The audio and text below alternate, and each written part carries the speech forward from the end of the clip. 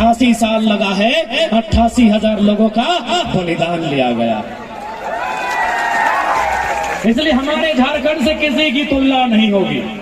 मानते हैं तो ठीक है, ज्यादा अब समय नहीं लगाई, बस एक लाइन हटे का वजह झारखंड में बोलेंगे कि महाराष्ट्र किसका है। कोई दिक्कत नहीं भाई, महाराष्ट्र मराठियों का, हम भी बोलते हैं गर्व से हम झारखंड है, लेकिन हम मानते हैं हम यहाँ मजदूर के रूप में। और अगर हमारे कुछ लोग अगर तरक्की भी किए हैं, फिर भी हमारा मूल झारखंड ही है। कि महाराष्ट्र किसका है, बंगाल किसका है, बिहार किसका है, गुजरात किसका है, तो झारखंड सबके बाप के है की, लेकिन हमार बाप दादा के लगे जात जात एक बात बताए दे। अब समापन कर दो।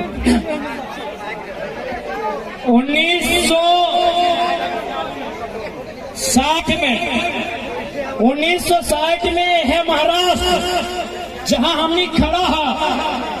1960 में बैठ जा है महाराष्ट्र जहां हमने खड़ा है।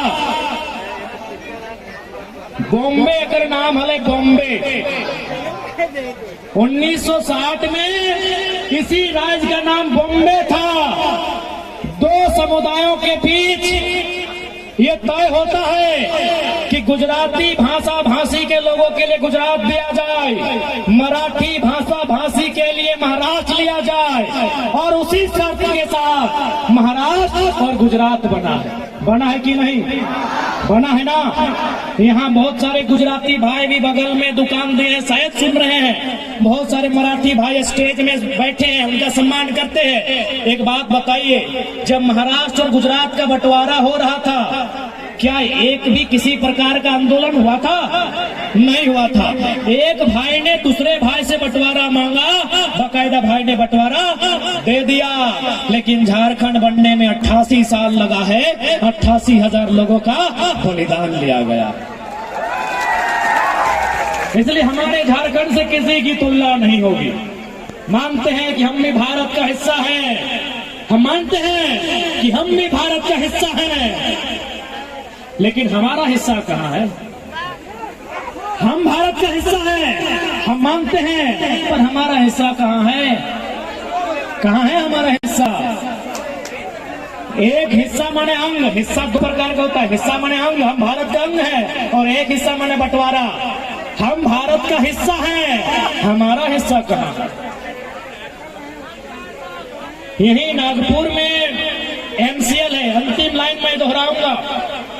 यही आपका नागपुर में WCL है, माफी चाहूंगा। यही नागपुर में WCL है, जिसको अंग्रेजी में फुल फॉर्म बोलेंगे वेस्टर्न कोलफील्ड्स लिमिटेड, यानी कोयला का काम होता है। हमारे झारखंड में 3 यूनिट है, BCCL, CCL, ECL। आप महाराष्ट्र के एक अधिकारी से मेरी टेलीफोनिक बात हुई, उन्होंने कहा कुछ दिन पहले 75 लोगों को आवास दिया गया है, 75 लोगों को नौकरी दी गई है, क्योंकि उनकी जमीन में कोयला मिला है। झारखंड चले जाइए, वहाँ घर जबरदस्ती तोड़ा जाता है। झारखंड चले जाइए, वहाँ 999 साल का लीज होता है। क्योंकि मेरे बहुत सारे काबिल मराठी भाई लोग आए हैं, मंच की शोभा बढ़ा रहे हैं, मैं उनके कानों तक भी पहुंचाना चाहूंगा कि झारखंड में इतना अन्याय होता है कि कंपनी 999 साल का लीज लेती है। बताइए, आपके महाराष्ट्र में भी लीज लिया गया होगा, हार्डली 99 साल का होगा, 999 साल का नहीं होगा। जब भी कोई कंपनी या फैक्ट्री लगती है दादा, 99 साल, 50 साल, 30 साल का लगता होगा आपके यहाँ। हम महाराष्ट्र से ही है ना दादा, हमारे महाराष्ट्र से हैं। यहाँ ये नियम है, या तो 30 साल, या तो 50 साल, या तो हार्डली 99 साल।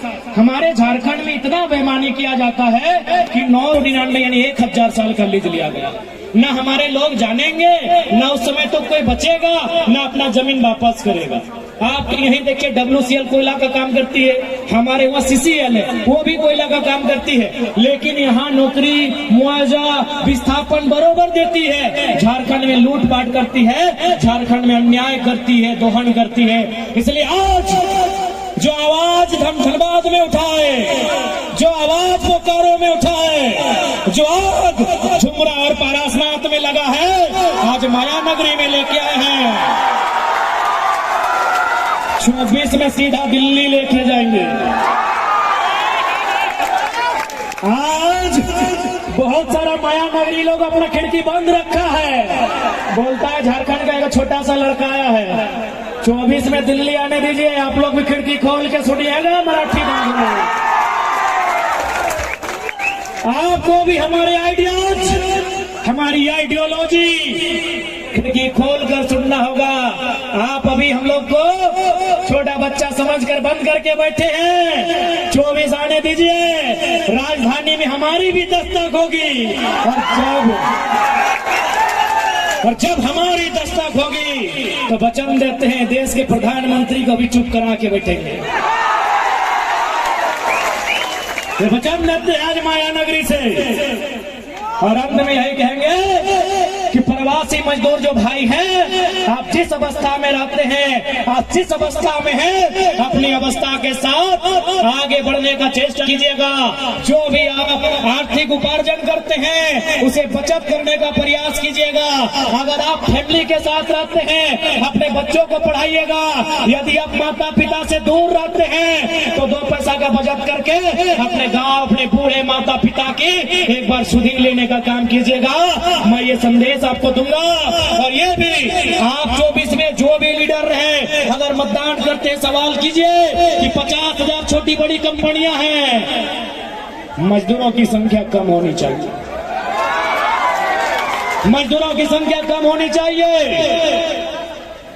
और नहीं तो फिर आप मजदूर राजनीति में आएंगे। हे तो नहीं इतना एगो विधायक बना सकल। हाँ मजदूर है अशोक, हमें कहा थोड़े करबो तो। मजदूर आप केवल मजदूरों की नहीं सोचेगा, मजदूर अब केवल मजदूरी की नहीं सोचेगा, अब मजदूर राजनीति की भी सोचेगा। जिसको दर्द होता है होने दीजिए। आपके बीच का नेतृत्व करता होना चाहिए। राज्य की राजधानी और देश की राजधानी में क्या कोई गलत बात है? क्योंकि भारत एक संवैधानिक देश है, और संवैधानिक देश यानी कागज कलम कानून, और कागज कलम कानून यानी या तो सदन लोकसभा रहे या विधानसभा। आपकी आवाज वहां बुलंद होनी चाहिए।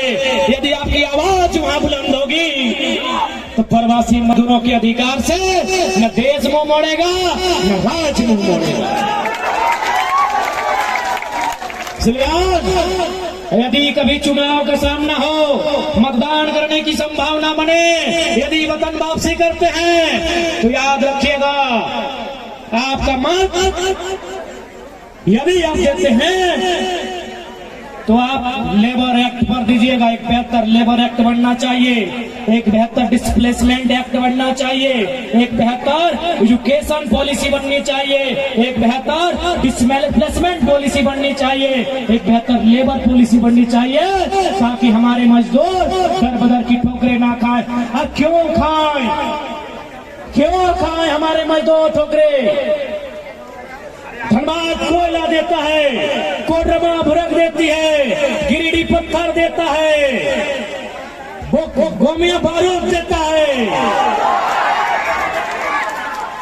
तो हमारे मजदूर क्यों ठोकर खाएंगे? बोकारो कोयला देता है, स्टील देता है, गैस देता है, तो हमारे मजदूर ठोकर क्यों खाएंगे? इसलिए आज मजदूरों को एक बात याद रखिएगा, नियति में कुछ नहीं होता है, अपनी तकदीर का फैसला खुद लेना पड़ता है। कि मजदूर का हाथ है नेताजी, ये मजदूर का हाथ है नेताजी, लोहा को पिघलाकर उसका आकार बदल देता है।